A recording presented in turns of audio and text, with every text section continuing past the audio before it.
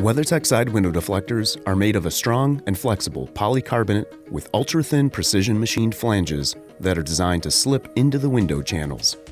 Before installing your deflectors, make sure the window and window channels are completely clean and dry. Wrap a paper towel around the flat end of the channel tool and sweep it through the window channel and weather strip, cleaning it of dirt and debris. Then, raise your windows, leaving about 1.5 inches from the top. Next, take one piece of the provided clear tape and place it on the flat surface of the provided weather strip clip. Then, place the weather strip clip onto the window gasket material, positioned as far forward as possible.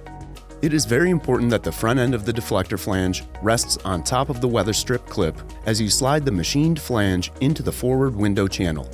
With the front end in position, bow the deflector toward you to create tension and slip the rear end flange into the vertical window channel.